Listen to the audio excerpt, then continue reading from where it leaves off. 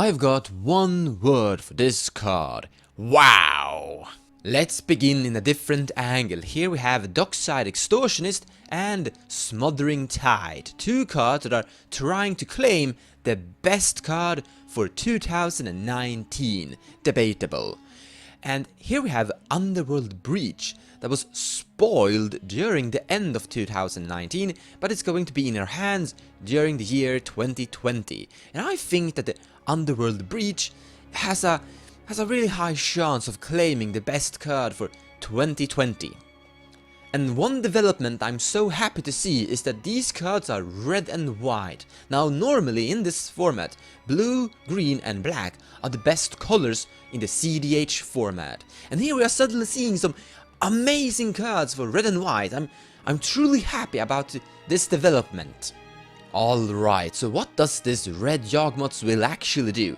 It's a 2 mana cost enchantment that reads: each non-land card in your graveyard has escape. The escape cost is equal to the card's mana cost plus exile 3 other cards from your graveyard. And at the beginning of your end step, sacrifice Underworld Breach. While the black 3 mana sorcery yawgmoth's will reads: until end of turn, you may play cards in your graveyard as though they were in your hand. Cards put into your graveyard this turn are removed from the game instead.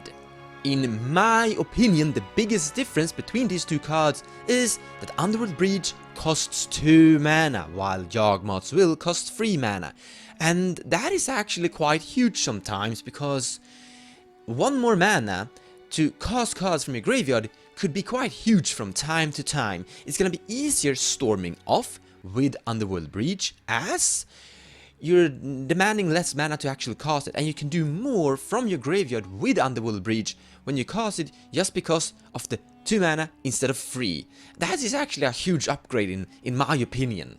But there is another difference between Underworld Breach and Yawgmoth's Will. You see, the cards that ends up in your graveyard will actually go towards your graveyard, while with Yawgmoth's Will, they will go into exile instead. So, for example, if you cast something from your hand, you can then recast it from your graveyard again with Underworld Breach. And then it will go back to your graveyard and you can cast it again a 3rd time. You have to exile 6 cards from your graveyard to be able to do this. Here is another really good example between Yawgmoth's Will and Underworld Breach. Let's say you cast Flash, and in your hand you have a Hulk. If Flash resolves, you're gonna win. But an opponent is interacting with you and counterspelling Flash, sending it to the grave. Next turn or a few turns later, you cast Yawgmoth's Will for 3 mana. Then you can cast Flash for 2 more mana from your graveyard, a total of 5. And then you reveal your Hulk. Hulk will die, but he will go to exile because of the Yawgmoth's Will effect. But if you cast Underworld Breach for 2 mana, and then Flash for 2 mana, a total of 4 mana instead of 5, then you can cast, and of course exile 3 cards from your graveyard, cast Flash from your graveyard, reveal Hulk and win. And Hulk will actually go to the graveyard and you will get the trigger. But if an opponent actually counterspells Flash a 2nd time, it will go back to your graveyard, and on the same current turn, you can cast it again for 2 more mana, a total of 6 mana spent this turn to attempt to win twice with Flash. But Underworld Breach is also a 2 mana cost permanent. That means that a card like Renegade Rallier can bring it into play from the grave. So let's say that we put our entire deck into our grave with something like Hermit Druid. Then we cast Dread Return, sacrificing 3 creatures. This is also going to achieve Revolt, targeting Renegade Rallier, bring it into play. That will now trigger and bring Underworld Breach into play. And if we also have a card like Lion's Eye Diamond hanging inside our grave, we basically get an effect that reads: exile 3 cards from our graveyard, gain 3 mana. So basically it becomes exile a card from your graveyard, gain a mana. So from here we could basically cast, not the entire deck because we're gonna be exiling some cards, but you could easily win with close to anything. Alright guys, here I have another 3 card synergy that is actually quite cool and cute. So Lion's Eye Diamond, Wheel of Fortune and Underworld Breach. And then we have in our opening hand 2 fetch lands and 2 other random cards. So turn 1 we draw a card, we put this fetch land into play.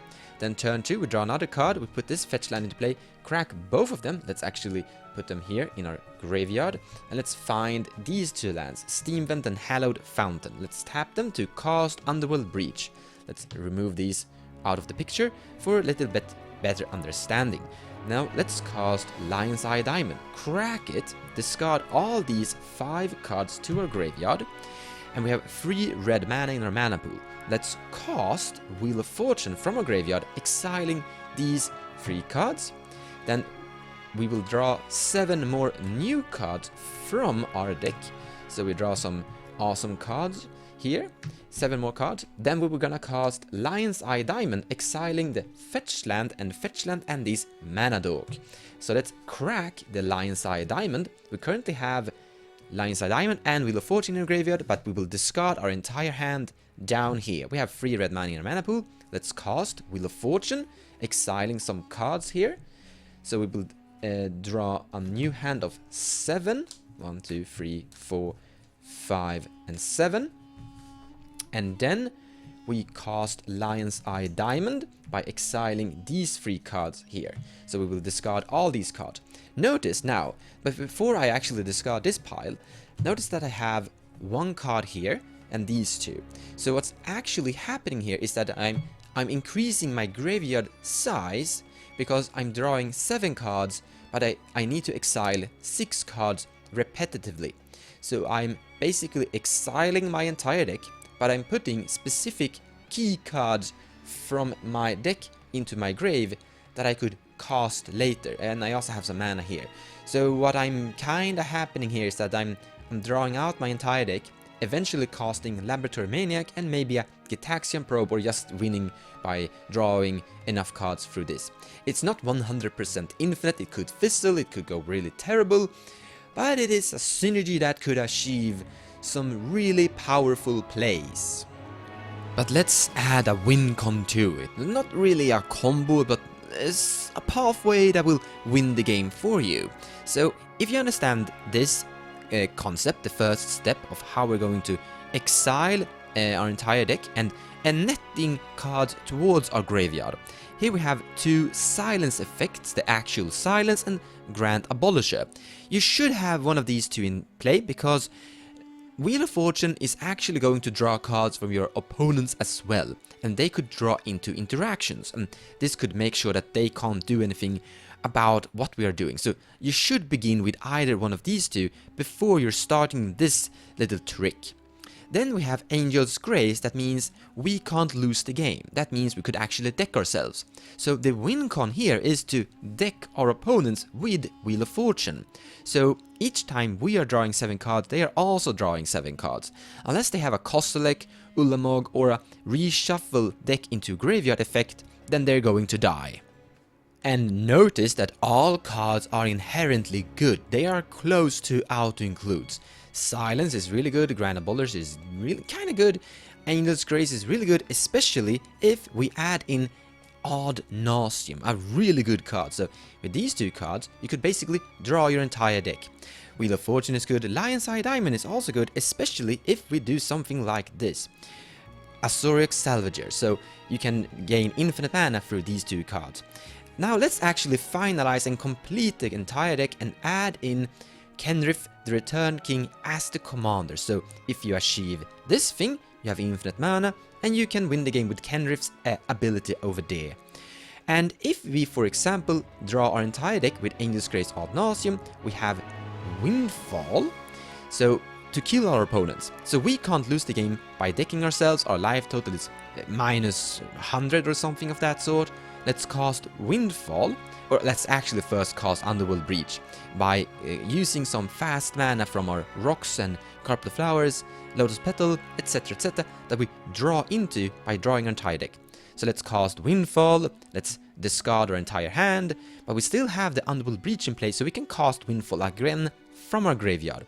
So 2 Windfall effects is going to deck all of our opponents, but we are not losing because of Angel's Grace.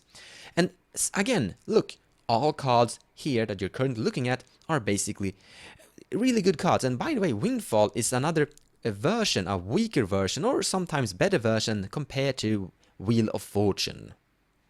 And please notice that I haven't used or mentioned Laboratory Maniac at all. It's a dead card. Instead, I can win the game with Angel's Grace and Windfall. So I hope you're convinced this card is truly amazing, and I actually think that this card has the chance of claiming the best card of the year 2020. Unless they print something extremely broken. Thank you so much for watching, and I hope you enjoyed the video. If you like what I do and you wanna support me, consider sharing my videos or even checking out my Patreon page. Also, purchasing cards from the TCG Players website using the affiliate link down below will also help the channel grow. So a big thank you to all of you.